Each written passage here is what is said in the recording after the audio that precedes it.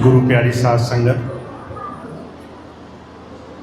आज हम लोग सत्संग के इस पावन क्षणों में बैठे हैं। सत्संग से संतों ने, महापुरुषों ने,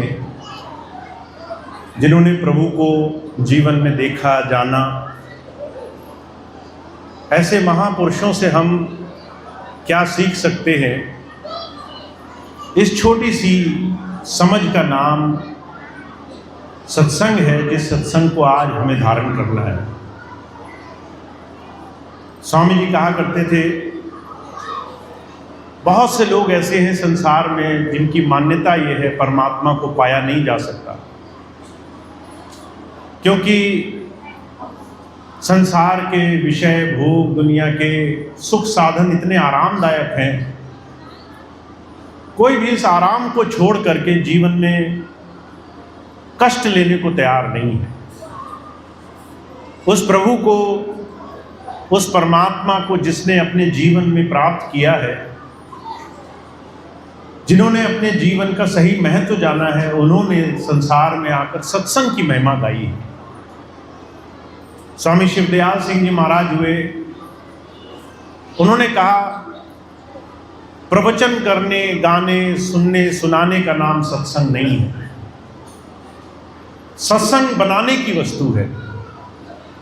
आप अपने जीवन में अपने आप को किसी बड़े उद्देश्य से जोड़ करके क्या बनोगे, इसका नाम सत्संग है। सत का संग आपको जीवन में करने के लिए जो अभ्यास करना पड़ेगा, उसका नाम सत्संग है। अब अगर इस दृष्टि से देखा जाए तो हम और आप क्या सत्संग कर रहे हैं, इस पर चिंतन करना बहुत जरूरी है।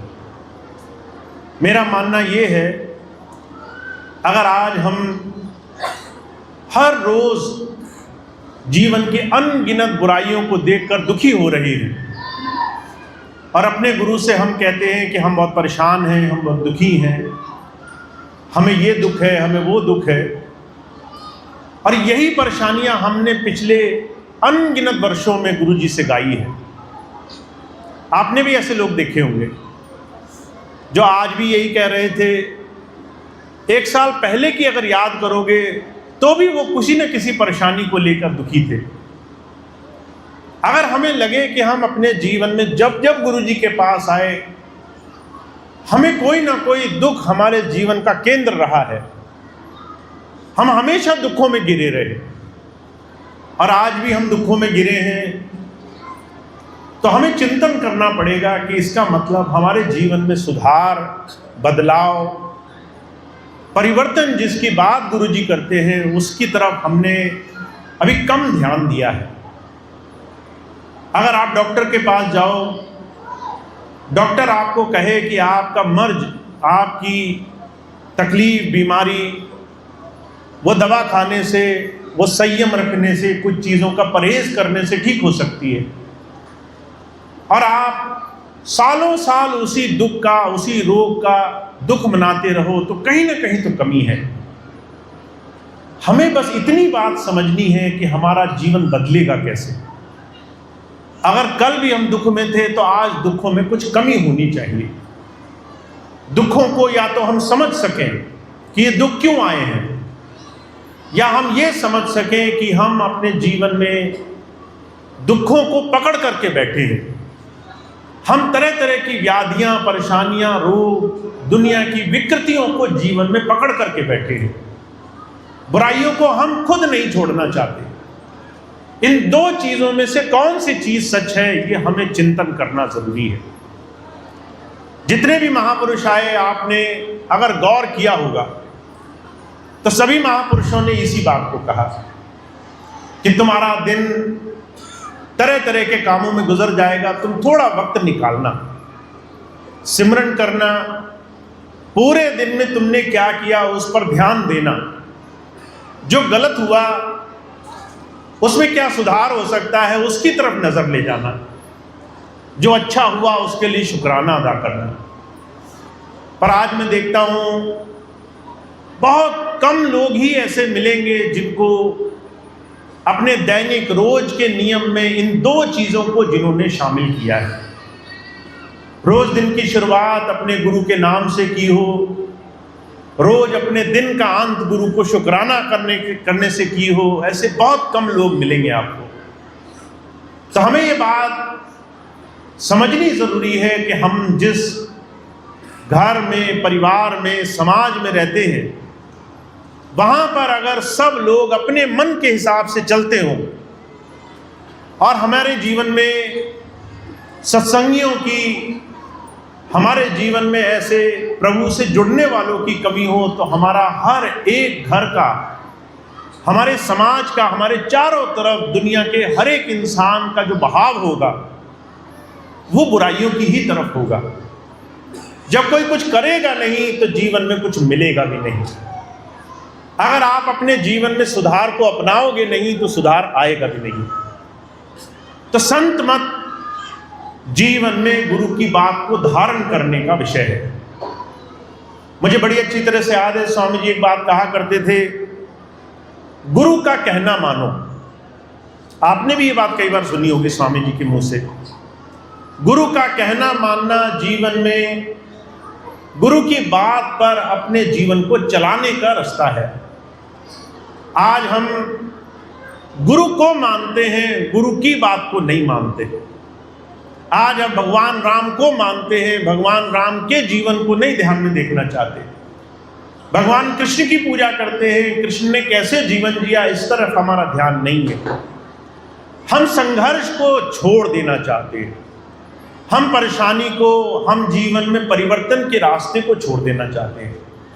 पर मैं आपको एक सही बात बताऊं, अगर आप जीवन में सिर्फ ये आशा करोगे कि जीवन में सिर्फ अच्छा अच्छा रहे, कभी कोई परेशानी ना आए, कभी कोई परेशानी जीवन में ना हो, तो आप एक ऐसी चीज़ की कल्पना कर रहे हो जो आपके जीवन में आसानी से होने वाली नहीं है। हम अगर ये मान बैठे हमारे जीवन में कोई दुख नहीं होगा, सिर्फ सुख ही सुख होगा, दुख आते ही हम भटक जाएंगे, तो हमारे जीवन में हम उस परमात्मा के दिए इस जीवन को समझने में अभी सही से समय नहीं लगा रहे हैं। तो आप सबको मैं सिर्फ एक बात कहना चाहता हूँ, आपको ये जो जीवन मिला है, इस जीवन का आपको गुरु के अनुरूप उपयोग करना है। गुरु जी आपसे क्या चाहते हैं उस तरीके से आपको जीवन जीना है।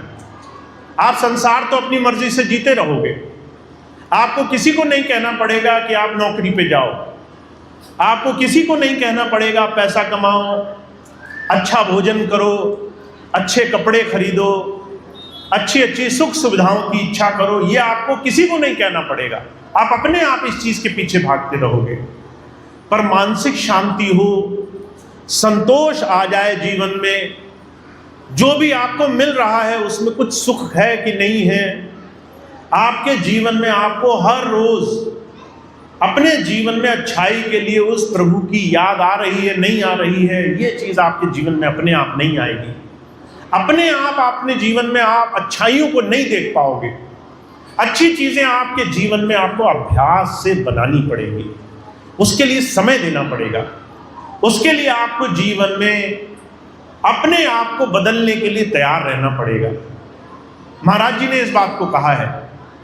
महाराज जी एक सभा में बैठे थे, एक दिन कहने लगे, मुझे सुधारक चाहिए, वांटेड रिफॉर्मर्स, मुझे ऐसे लोग चाहिए जो मेरे लिए सुधारक होने का काम कर सकें। तो बहुत से लोग आ गए सामने, महाराज जी आपकी सेवा में तो हम तत्पर हैं, आप जैसे कहेंगे हम करेंगे। तो महाराज जी कहने लगे, मुझे आत्म सुधारक चाहिए। हमें अपने जीवन में अपने आप का सुधार करने वाले बहुत सारे लोगों की आवश्यकता है। हुजूर कहा करते थे, हमें अगर ये छोटी सी बात अगर समझ में आ रही है तो गुरु के पास उसकी नज़दीकी में आना हमारा सार्थक है। तो मैं आपको सिर्फ एक छोटी सी चीज़ बताना चाहता हूँ।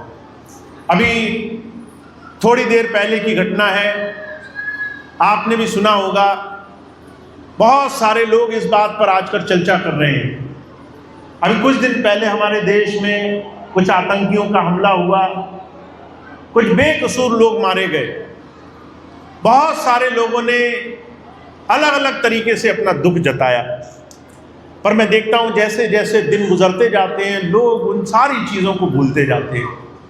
हमारे लिए ये बड़ा आसान है कि हम कैसे अपने जीवन में किसी भी चीज़ को घटना मान करके छोड़ दें। कुछ हुआ, घटना थी, हमसे क्या लेना देना, हमारा इन चीज़ों से कोई लेना देना नहीं है। हम तो अपने जीवन को, सिर्फ अपने सुख को देखेंगे। मेरे एक विद्वान से मेरी बात हुई इस घटना पे, उनसे संवाद करने की चर्चा हुई। वो कहने लगे सबसे बड़े दुख की बात है, भारत का 33% आदमी, इस बात से उसे कोई लेना देना नहीं है कि संसार में क्या हो रहा है, समाज में क्या हो रहा है, हमारे गांव कस्बे में क्या हो रहा है, हमारे चारों तरफ आस पड़ोस में क्या हो रहा है। वो सिर्फ तब रोता है जब उसके घर में आग लग जाती है, जब उसे आश्चर्य होता है कि अरे इसकी तो हमने कल्पना ही नहीं करी थी। बाहर आग लग रही थी ये तो हम जानते थे, पर ये आग हमारे घर में लग जाएगी इसकी हमने कल्पना नहीं करी थी।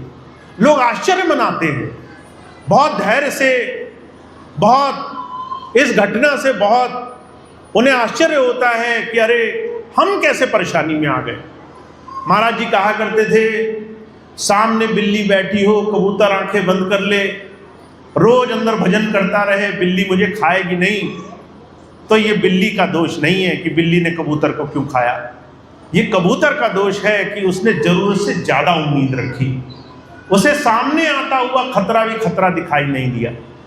हमें और आपको एक बात समझनी पड़ेगी, अगर हम अपने जीवन में संत मत को समझना चाहते हैं तो आंखें मूंद करके सिर्फ उस भगवान को याद करने का विषय नहीं है, अपने जीवन में अच्छे और बुरे के बीच में समझ लाने का विषय है। अच्छी चीज़ को बढ़ावा देना है, बुरी चीज़ के लिए हमें एकजुट होकर खड़ा होना है। अब अच्छी चीज़ के लिए बढ़ावा देना क्या हुआ, मैं हमेशा एक चीज़ कहता हूँ, अगर आप चाहते हो कि आत्मनिर्भर बनो, आत्मसम्मान का जीवन हो, आप आत्मनिरीक्षण करो, तो पहले आपको आत्म को जानना पड़ेगा। इस शब्द में आत्मसम्मान, आप क्या है ये तो जान लो पहले। आपको यही नहीं पता कि आप कौन हो तो आप सम्मान किसका करोगे। आप अपने आप को अपने घर में किस तरीके से रखते हो, इससे आपके आत्म का पता चलता है। आप बाहर कैसे रहते हो, इससे आपके आत्म का पता नहीं चलता, इससे आप क्या हैं इसका पता नहीं चलता। हुजूर कहा करते थे, अगर तुम बाहर संसार में देखो तो दुनिया का हर एक आदमी प्रकांड पंडित दिखाई देगा। आप किसी से राय पूछकर देख लीजिए, हर एक आदमी आपको बड़ी से बड़ी राय देगा। आप किसी से कहिए मुझे चोट लग गई, लोग आपको बिना पूछे मशवरा देने आ जाएंगे। आप किसी से कहें कि मुझे दुख है, लोग कहेंगे तुम्ही ने गलती की होगी, तुम मेरी बात सुनते तो तुम्हारा भला रहता। दुनिया में बाहर लोग बड़ा ज्ञान बखाड़ते हैं, वही लोग जब घर जाते हैं तो संसार का सबसे बड़ा जघन्य अपराध करते हैं, वहीं पर अमानव बन जाते हैं। महाराज जी कहा करते थे, आत्म को जानना है तो अपना घर सुधारो, पहले खुद अच्छे बनो, पहले अपने घर में अच्छे बनकर दिखाओ। तुम्हारे माता पिता हैं, कैसा व्यवहार करते हो तुमसे।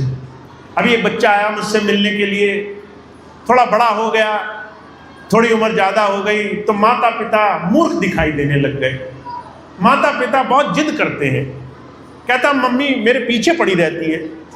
महाराज जी कहा करते थे, ये उन बच्चों की बात है जो एक दिन बिना माता पिता के चल नहीं पाते थे, जिन्हें अगर भूख लगती थी तो चीखना पड़ता था, जबान से बोलना नहीं आता था, जिन्हें ये नहीं मालूम था कि अगर माता आज ध्यान न दे तो कोई रक्षा करने वाला नहीं है, पिता अगर ध्यान न दे तो कोई ध्यान देने वाला नहीं है। पर समय की आप फेर देखिए, थोड़ा समय गुजरा, हम ये कहने लगे हमारे माता पिता हमसे ज़्यादा नासमझ है, हमें ज़्यादा समझ आ गई। इसलिए महाराज जी कहा करते थे, तुम घर में कैसे हो ध्यान रखो इसका। तुम दुनिया में तो बड़ा स्वांग रख लोगे, पर तुम्हारा आत्म तुम्हारे घर से शुरू होगा। तुम्हारी सुधार की स्थिति तुम्हारे घर से शुरू होगी। तुम अपनी पत्नी से कैसे हो, तुम अपने पति से कैसे हो, तुम अपने बच्चों से कैसे हो, अपने माता पिता से कैसे हो, ये तुम्हारे आध्यात्म की सीढ़ी है। आप कभी इस बात को मत भूलना कि आध्यात्म सिर्फ किसी महात्मा के सामने झुकने का विषय है। गुरुजी के आगे हाथ जोड़े और आप आध्यात्मिक हो गए, कभी भूल में मत रहना। आप अगर अपने घर में मानवता नहीं ला पाए, सहनशीलता नहीं ला पाए, प्रेम और सत्कार नहीं रख पाए, सेवा घर में नहीं कर पाए, तो बाहर करना बहुत दूर की बात है। बाहर सिर्फ दूर के धूल सुहावने लगेंगे। तो मैं आपको एक ही बात कहता हूँ, अगर आप चाहते हो आपका भजन सिमरन अच्छा बने, अगर आप चाहते हो आप अपने गुरु के अंतर में दर्शन करो, तो सबसे पहले अपने घर में आप अपनी स्थिति बदल लो। अगर आपको लगता है आप घर गए और आपके घर में बड़ी लड़ाई चल रही है, देखो जरा कैसे व्यवहार करोगे। लड़ाई में कूद करके शेर बनोगे या लड़ाई को शांत करने के लिए पानी शीतलता का काम करोगे? तुम क्या बनोगे? तुम एक नदी से दूसरी नदी से जुड़ने वाला पुल बनोगे या घर जलाने वाली आग बनोगे? देखो तुम्हारा इसमें निर्णायक फल क्या होगा। हुजूर कहा करते थे, हिंदुस्तान भारत ही एक ऐसा देश है जहां पर आज आपको सामूहिक परिवार मिलेंगे। आप भारत से बाहर थोड़ा सा यात्रा करके देखिए, कोई किसी के साथ 2 घड़ी रहने को राजी नहीं है। 17-18 साल होती है, बच्चे घर से बाहर निकल जाते हैं, कहते माता पिता के साथ नहीं रहेंगे, पति पत्नी अलग हो जाते हैं, बच्चे अलग हो जाते हैं। हुजूर कहा करते थे, भारत एक ऐसा देश है जिसने सामूहिक एक जीवन को सत्कार, प्रेम और साम्यवाद से रखने की कोशिश करी है। सिर्फ इसलिए क्योंकि उन्होंने गृहस्थ में, जन जन में उस ईश्वर की अवधारणाओं को मन में बसाने की हमेशा से पहल की है। तो आप ये कभी मत सोचना कि आप किसी महात्मा के पास जाने से उद्धार पालोगे। आपको उसको अपने जीवन में आचरण में लाना पड़ेगा। और मैं आपको एक ही बात कहता हूँ, अगर आप गृहस्थी हो, घर में हो, अगर आपकी जिम्मेदारियां हैं, तो वो जिम्मेदारियां आपको बहुत कुछ बना सकती हैं। आपको मनुष्य बना सकती हैं, इंसान को भगवान के नज़दीक तक ऊंचा बना सकती है, इतना महान बना सकती है, अगर आप अपने कर्तव्य में अपने आत्म का स्वरूप समझ गए। तुम अपने जीवन में ऐसे रहो जैसे साधुता तुम्हारे जीवन में भरी रहती है। माता पिता नाराज हो जाएं, फिर भी प्रेम से उनकी बात को स्वीकार करो, वो माँ है, वो पिता है। पति पत्नी नाराज हो जाएं तो उनका सहारा बनो, क्योंकि एक समय ऐसा आएगा जब तुम्हें दुनिया में कोई साथ नहीं दे पाएगा, पर वही तुम्हारे पास खड़े रहेंगे। बच्चे अगर तुम्हें अभी नहीं समझ रहे हैं, छोटे हैं, नाराज हो रहे हैं, सिर्फ क्रोध, ईर्ष्या, द्वेष, सिर्फ लड़ाई झगड़ा, मारपीट को ही कारण मत बनाओ। थोड़ा समझने का प्रयास करो। वो नहीं समझ सकते जो तुम अब समझ पा रहे हो। वो अभी नहीं जानते जीवन कितना कठिन है। उनको वो समझाने के लिए तुम्हें बड़ा बनना पड़ेगा, तुम्हें अपने जीवन में विशाल बनना पड़ेगा। तो मैं सिर्फ एक चीज जानता हूं, अगर आप आध्यात्म को जानना चाहते हैं तो आपको अपने आप को अध्ययन करना पड़ेगा। आध्यात्म का मतलब क्या हुआ? अध्ययन, आत्म, ये 2 शब्दों का एक रूप है। अगर अपना अध्ययन नहीं करोगे कि तुम क्या हो, तो तुम कैसे उस प्रभु तक जा पाओगे, कैसे अपने मालिक को प्राप्त कर पाओगे? तो स्वामी जी सिर्फ एक बात कहते हैं, मानवता हमारे जीवन का सबसे पहला, सबसे जरूरी कदम होना चाहिए। इसलिए स्वामी जी एक ही बात कहा करते थे कि हमारे जीवन में मानव सेवा प्रभु भक्ति है। तुमने अगर मानवता अपना ली, इंसानियत अपना ली, तो तुम्हारे जीवन में बड़े से बड़े काम होंगे, बड़े से बड़े चमत्कार होंगे। तो तुम्हें सबसे पहली चीज अपने जीवन में अपने आप को समझना पड़ेगा, तभी तुम सम्मान पा सकोगे, सम्मान पाने के अधिकारी होगे, तभी तुम जन जन का और तभी तुम गुरुजनों का सम्मान पा सकोगे। दूसरी चीज याद रखना, तुम्हारा एक बहुत बड़ा दायित्व है। तुम जो हो और जो तुम दिखाते हो उसके बीच में फर्क नहीं होना चाहिए। अगर तुम सच्चाई के साथ चल रहे हो तो वही सच्चाई तुम्हारे जीवन से झलकनी भी चाहिए। ऐसा मत करना कि तुम अपने जीवन में कुछ और हो और बाहर तुम कुछ और स्वांग बरत रहे हो। लोग सामने कुछ होते हैं, पीछे कुछ और हो जाते हैं। लोग सामने कुछ बोलते हैं, पीछे कुछ और बोलने लग जाते हैं। संसार में ये जो 2 रूप का स्वरूप चलन चला है, हुजूर कहा करते थे, इससे विश्वास और किसी पे भरोसे का सारा साधन खत्म हो गया है। हुजूर कहा करते थे, सिर्फ 2 चीजें तुम्हें करनी है। तुम क्या बन गए हो वो तुम अपने आप को जानने से जान पाओगे, और तुम दूसरे को क्या दे सकते हो, ये तुम क्या अपने जीवन में दर्शाते हो, इससे जान पाओगे। शिव पुराण का जिक्र आता है, बहुत सुंदर कथा आती है माता पार्वती और शिव जी के बीच की। रावण परम भक्त हुआ भगवान शिव का। जब जो है उसने माता सीता का हरण किया तो भगवान शिव ने उसे श्राप दिया कि ये चाहे कितना ही बड़ा विद्वान क्यों ना हो, ये इसने सबसे बड़ा पाप किया। इस पाप के लिए जुगों जुगों तक लोग रावण की जो है निंदा करेंगे। रावण हमेशा निंदनीय रहेगा, चाहे कितने ही युग क्यों ना बदले, रावण का कोई सम्मान नहीं करेगा। आज आप देख लीजिए, आप अपने किसी बच्चे का नाम रावण नहीं रखते होंगे। अगर समाज में आप चारों तरफ ढूंढ के देखें, एक ऐसा नहीं मिलेगा जो कहे कि मेरे लड़के का नाम रावण रखूंगी मैं। अगर आपको मिल जाए तो बताना मुझे। क्यों? क्योंकि इतना बड़ा विद्वान होने के बाद भी उसने एक बहुत बड़ा अपराध किया। वो अपराध हमसे ना हो जाए। वो अपराध क्या है कि आप अपने जीवन में अपने आचरण को किस तरीके से दूसरे पर प्रभावित करते हो। अब भगवान शिव से जब माता पार्वती ने पूछा तो उन्होंने कहा 3 तरह के पाप होते हैं। साधारण पाप ये होता है कि आपने किसी को गाली दे दी, किसी को बुरा बोल दिया, किसी को आंखें दिखा दी, किसी को गुस्सा कर दिया। इस पाप की भरपाई माफी करने से हो जाएगी। आप माफी मांगोगे, आप क्षमा मांगोगे, आप हाथ जोड़ोगे, सर झुकाओगे, आप कहोगे गलती हो गई, इस पाप से मुक्ति मिल जाएगी। किसी का बुरा बोला, वो माफ कर देगा आपको। दूसरा पाप है आपने किसी को धन माल, किसी को सम्मान की हानि पहुंचा दी। आपने किसी की बदनामी कर दी, जाकर के किसी का पैसा लूट लिया, गबन कर लिया। किसी ने मेहनत की, आप उसकी मेहनत की कमाई खा गए। किसी ने खूब मेहनत से पैसा इकट्ठा किया, आप झूठ बोल करके उससे पैसा ले गए। करते ना लोग आजकल के, किसी से भी पैसा मांगने पहुंच जाते हैं। आप कहेंगे कि भाई हमारे पास नहीं है, वो अपना दुखड़ा गाएंगे, आप द्रवित हो जाओगे, पैसा दे देंगे।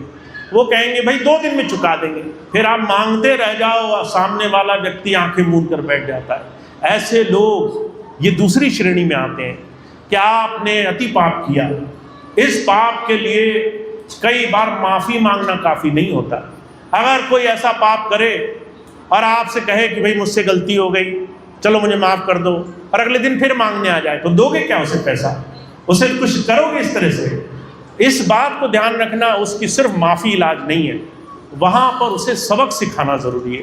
उस सबक के लिए कई बार न्यायपालिका बनी है, कई बार कानून व्यवस्थाएं बनी है, कई बार सामाजिक अवधारणाएं होती हैं, उसको दंड भुगतना पड़ जाता है। या तो घर में लोग उस व्यक्ति से दूरी बना लेते हैं, या उस व्यक्ति से बात नहीं करते, या उस व्यक्ति से संबंध टूट जाते हैं।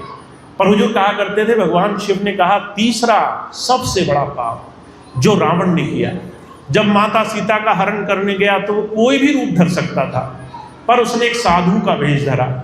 साधु का भेष जब धरा तो माता सीता इस विश्वास पर कि एक संत है, वो लक्ष्मण रेखा पार करके वो उसे दान देने चली आई और उसका अपहरण हो गया। ये जो है दूर दूर तक फैल गया कि एक संत ने माता सीता का हरण किया, एक साधु ने माता सीता का हरण किया। लोग बहुत देर में जान पाए कि रावण ने ऐसा किया, पर संतों का, महात्माओं का, आज बड़े बड़े अंदर प्रभु प्राप्त योगी का अगर सम्मान नहीं है तो सिर्फ उस एक पाप की वजह से। लोग कहते हैं कि संत के अंदर, महात्माओं के अंदर भी रावण हो सकता है। हुजूर कहा करते थे, शिव भगवान ने माता पार्वती को कहा, जो ऐसा पाप करता है वो संसार में किसी भी तरीके से न्याय का अधिकारी नहीं होता। अब आप कहेंगे ऐसे पाप हमने क्या किए? जब आप शराब पीते हो, जब आप मांस खाते हो, तो आपको लगता होगा ये तो मेरे ही दोष है, मैंने ही तो गलती करी। पर वो छोटे छोटे बच्चे आपको देख रहे होते हैं, वो छोटे छोटे बच्चे आपको देखकर कहते हैं, पिताजी ने सिगरेट पी ली, क्या बुरा किया, हम भी पी सकते होंगे। पिताजी ने शराब पी, हम भी पी सकते होंगे। जब हमारे समाज में ऐसी विकृति फैल जाती है, हम गलत संदेश दुनिया को देते हैं, तो वो संदेश सिर्फ हम तक सीमित नहीं रहता, वो जुगों जुगों तक हमारी पीढ़ियों में फैल जाता है। आज बहुत सी माताएं बहनें मेरे पास आती हैं, बहुत से सत्संगी भाई बहन ऐसे हैं जो चोरी छुपे यह काम करते हैं। जब आप ऐसे काम करोगे, जब समाज के सामने बैठकर ऐसे काम करोगे, तो सिर्फ अपने तक ये बुराई सीमित नहीं रहेगी, वो बुराई समाज में 10 आपको मानने वालों के अंदर घुस जाएगी। जो आपको मानता है वो आपके कृत्य को सही साबित मानेगा। आपने शराब पी, वो कहेगा शराब पीना जायज़ है। आपने गलत काम किए, वो कहेगा गलत काम करना जायज़ है। तो ध्यान रखना कैसे रहोगे। अगर तुम दुनिया में ये दर्शाते हो कि तुम अच्छाई के नाम पर कुछ भी कर सकते हो, तो संसार इसे देख रहा है, लोग इसे देख रहे हैं, तुम्हारे परिवार के लोग इसे देख रहे हैं। तो सिर्फ आचरण आपके जीवन में बहुत बड़ी शुद्धता होनी चाहिए। आप खुद क्या करोगे और खुद क्या लोगों के सामने व्यवहार करोगे। तो मैं आपसे एक ही बात कहना चाहता हूँ, आप अगर चाहते हो गुरुजी आपके हृदय में वास करे, तो पहले आप अपने हृदय की सफाई करना शुरू करो, पहले अपने मन को साफ करना शुरू करो, पहले आप अपने जीवन को शुद्ध बनाना शुरू करो। और उसका एक छोटा सा नियम है, रोज आपको अपने दिन में 2 समय ऐसे निकालने हैं जिसमें आप गुरुजी की याद करोगे। पहले दिन की शुरुआत होनी चाहिए आपको आपके गुरु की याद करने से। रोज सुबह उठो, पहले गुरुजी का नाम लो, पहले पूरा दिन उन्हें अर्पण करो, कहो गुरुजी मैं जैसे भी हूँ ये पूरा दिन मैं आपको समर्पित करता हूँ, अच्छा गुजरे बुरा गुजरे आप मुझ पर दया रखना, गलत काम ना होने पाए। रात को जब सोने जाओ तो पूरे दिन की याद करो और देखो अगर तुमसे कोई गलती हो गई तो क्षमा मांगो और प्रण लो, ये मुझसे आज गलती हुई। कोई घर में आया, उसने आवेशित किया, मुझे भड़काया, मैं भड़क गया, मैं चीख चिल्लाकर मैंने गाली दी, ये गलत हो गया मुझसे, मैं आगे नहीं करूँगा। तो जब आप 2 समय अपने जीवन में निकाल कर नियम बनाते हो, तब जीवन में बड़े बड़े काम होने लग जाते हैं। तो आप और हम बहुत भाग्यशाली हैं, स्वामी जी ने सुंदर मौका दिया है, इस मौके का लाभ उठाना है। इस मौके का ज़्यादा से ज़्यादा लाभ आप जीवन में गुरु को याद बनाकर कर सकते हो। तो सिर्फ इतनी बात अपने जीवन में बना लें, हम कैसे अपने लिए अपने आप को गुरु की चरणों में जोड़ने के लिए कुछ काम कर रहे हैं, कैसे आत्म को गुरु को चरणों में समर्पित कर रहे हैं। तो आप जब जिस दिन ये करने लग जाएंगे, आपके आचरण से दिखने लगेगा, आपके आचरण से व्यवहार दिखने लगेगा। मैं आपको एक बहुत अच्छी बात बताऊं, आप सोचते होंगे गुरुजी कैसे जान लेते हैं कि हमारे अंदर अच्छाई है या बुराई है। जब आप गुरुजी के सामने जाते हो तो गुरुजी वो नहीं दिखते हैं। आप स्वामी जी के सामने गए, आप मेरे पास आए तो क्या किया आपने, फूल लेकर आए, माला लेकर आए, मिठाई लेकर आए, आप बड़े मीठे बनकर आए, सबसे सुंदर आप अपना व्यवहार लेकर आए। उस वक्त मुस्कुरा भी रहे हैं, उस वक्त कोई पीछे से गाली दे रहा है तो माफ़ भी कर रहे हैं, उस वक्त किसी सेवादार भाई बहन ने खींचा आपको तो आप बड़ा सरल दिखा रहे हैं, गुस्सा नहीं दिखना चाहिए हमारे चेहरे पर, सबसे अच्छा व्यवहार दिखा रहे हैं, ये हमारा अच्छा व्यवहार है। इसको गुरु नहीं देखता है। गुरु क्या देखता है, जब 2 मिनट बाद आप उस लाइन से निकले और आपके अंदर क्रोध ने उबाल मारा, आपने कहा इसको तो अभी देखता हूँ, इसने मुझे खींचा था, इसको तो बाहर आने दो, इसको अभी सबक सिखाता हूँ, इसने मुझे थोड़ा गुस्से से बोला, इसको मैं अभी ठीक करता हूँ। गुरुजी उस व्यवहार को देखते हैं, गुरुजी इस व्यवहार को देखते हैं कि तुम एक दूसरे से कैसे बात करते हो, गुरुजी इस व्यवहार को देखते हैं कि तुम एक दूसरे का कैसा सम्मान करते हो, एक दूसरे को कैसे निभा लेते हो। तो एक बात का ध्यान रखना, आप चाहे जैसे भी हो, आप गुरु के सामने जो होंगे उसका उतना ज़्यादा लाभ नहीं है जितना आप एक दूसरे से कैसा व्यवहार करते हैं इसका लाभ है। तो एक दूसरे के साथ मीठे हो जाना, एक दूसरे के साथ अच्छे हो जाना, इसके लिए आपको थोड़ी मेहनत तो करनी पड़ेगी। पर अगर आपने थोड़ी सी कोशिश कर ली, थोड़ा क्षमा कर दिया, थोड़ा सब्र कर लिया, थोड़ा सा नज़रअंदाज कर दिया चीज़ों को, तो आप देखेंगे आपका जीवन स्वर्ग यहीं बन जाएगा, यहीं बैठे बैठे आपके जीवन में अच्छाई आने लग जाएगी। तो ऐसा सुंदर जीवन बनाना है और इसके लिए आपको अपने आप को थोड़ा सा बदलना है, अपने नज़रिए को बदलना है। आपको कोई फ़र्क नहीं पड़ना चाहिए कि कौन आपके बारे में क्या सोचता है। अभी कुछ दिन पहले मेरे पास एक बहन जी आई, बहुत दुखी, कहने लगी लोग भैया जी लोग मेरे बारे में बड़ा बुरा कहते हैं, बड़ा बुरा सोचते हैं मेरे बारे में। मैंने कहा अगर तुम्हारी तरह सारे सत्संगी सोचने लग जाते तो इस संसार में दुख के अलावा किसी को कुछ और नहीं मिला होता। अगर कोई तुम्हारे बारे में बुरा सोचता है, ये उसकी सोच है, ये स्वीकार कर लो। तुम अपने आप को कैसे देखते हो इस बात को तुम स्वीकार कर लो। अगर तुम बुरा नहीं कर रहे हो तो ज़्यादा ध्यान मत दो लोग क्या कहते हैं, तुम अपने रास्ते पर चलते जाओ, तुम अपनी अच्छाई करते जाओ, तुम अच्छे काम करते जाओ, किसी दूसरे के लिए रुको मत जो तुम्हारी बात को नहीं समझ रहा है, वहाँ पर अपना समय बर्बाद मत करो। क्योंकि अगर तुम सबके लिए रुके तो तुम जब जीवन में पीछे रह जाओगे। तुम अगर अपने समदृष्टि से अपनी अच्छाई को देखकर आगे बढ़ते गए तो गुरु के नज़दीक आ जाओगे। तो सिर्फ इतनी बात ध्यान रखिए, हर एक पर नज़र मत रखिए, कुछ चीज़ें नज़रअंदाज करिए, कुछ चीज़ें मान लीजिए ऐसी ही हैं, कुछ चीज़ें आपको ऐसी हैं जो क्षमा करनी पड़ेगी।